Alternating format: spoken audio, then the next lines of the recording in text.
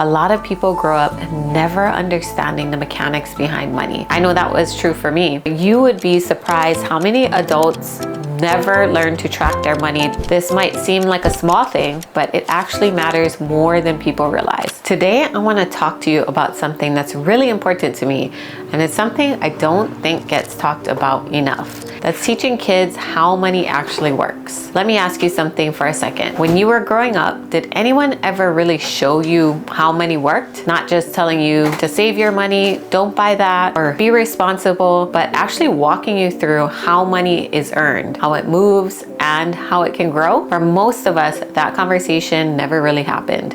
We're told things like, go to school, get a good job, work hard, and eventually things will work out. And while there's nothing wrong with working hard, a lot of people grow up never understanding the mechanics behind money. They don't understand ownership, investing, cash flow, or how to make their money work for them. I know that was true for me. So as I started building my own investing career and learning more about how money worked, one of the things that became really important to me was making sure my kids didn't grow up completely in the dark about this stuff. I want them to understand it early while the stakes are still small and the lessons are easier to learn. Today, I want to walk you through 5 money habits that I'm intentionally teaching my kids. These are not complicated strategies. These are simple, practical, and things that we do in our everyday life that help them understand the value of money and the idea of investing. I'll share a few personal stories along the way so you can see how this actually plays out in real life. The first habit is helping them connect work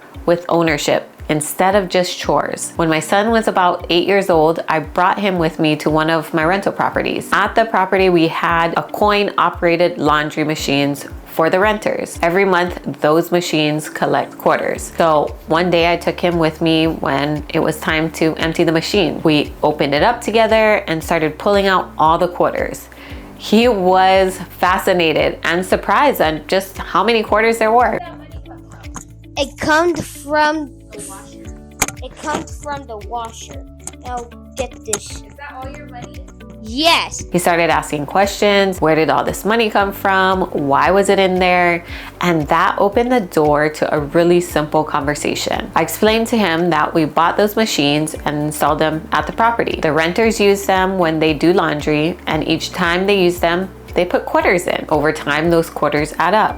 So the machine becomes something that continues to earn money after we've already installed it. Our 8-year-old is making over $100 a month in passive income. We bought a coin-operated dryer instead of raising rents for a 4-unit property after 2 had broke and the electric bill that we paid for doubled. By taking our son with us, we can show him what investing looks like in real life in real time. He loves some fun activities. Thanks to videos like this, we can show that our son is actually working for us and we can pay him up to $12,000 a year tax-free. Follow for more. That's what investing can look like. What I loved about this specific moment was that he could actually see it. It wasn't just a story he was envisioning. It was a physical machine that was producing income.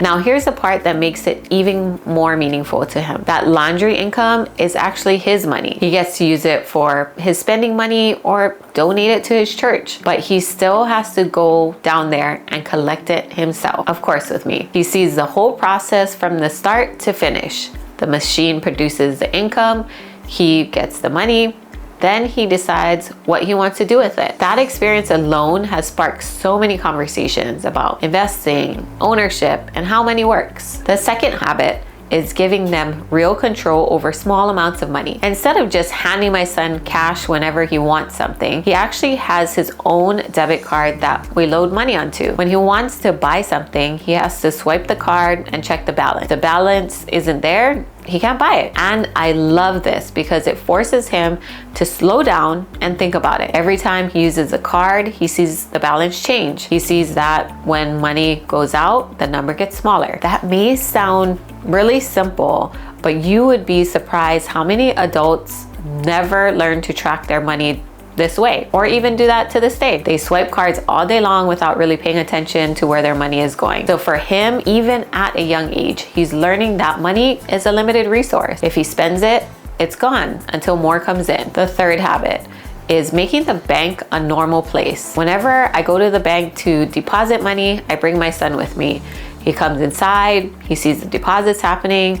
Sometimes he even helps with the process. This might seem like a small thing, but it actually matters more than people realize. For a lot of adults, banks, financial statements, and investment accounts feel really intimidating. They feel like something complicated that only certain people understand. But when kids are exposed to it early, it becomes completely normal. They see that money moves from one place to another. They see deposits happening.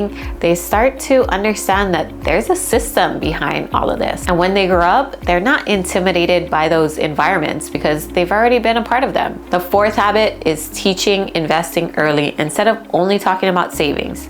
Savings is super important, but savings alone doesn't build wealth. At some point, money needs to start working. When my daughter turned 18, she made her first real investment. She invested $10,000 of what she saved up from her graduation money with an investment club because she wanted her money to start growing. What I loved about this moment was that it was her decision. I opened up the conversation and the opportunity, but she ultimately decided to make that choice. It was empowering for her. She understood that if she started early, that money would have time to grow and she could reinvest the profits later. She was thinking about the long game instead of just keeping the money sitting in an account. That mindset shift is huge. When someone starts thinking about investing at the age of 18 instead of 40, the possibilities are completely different. And again, this didn't happen overnight.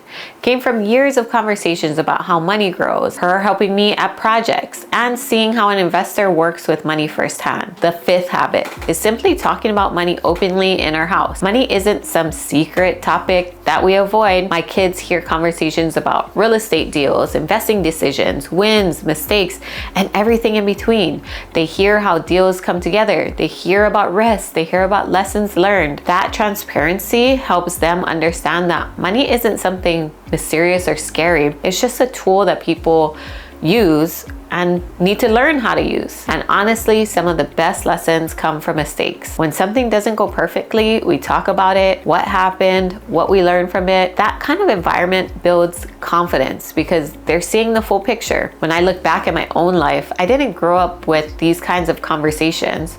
I had to learn most of this as an adult. And that's really why this matters so much to me. It's not about raising kids who are obsessed with money. It's about raising kids who understand it. Kids who know how it works, who aren't afraid to talk about it, and who feel confident making decisions around it. Because the earlier someone understands money, the more options they have later on in life. So I'm curious about something. What is one money lesson that you wish someone had taught you when you were 10 years old? And if you have kids, what's one small thing you could start showing them this year so they begin to understand money a little better? Let me know in the comments. I always enjoy hearing your stories. And if you enjoy conversations like this about investing, money habits, and building wealth as a family, make sure you subscribe because we're gonna be talking more about this kind of stuff. All right, I'll see you in the next video.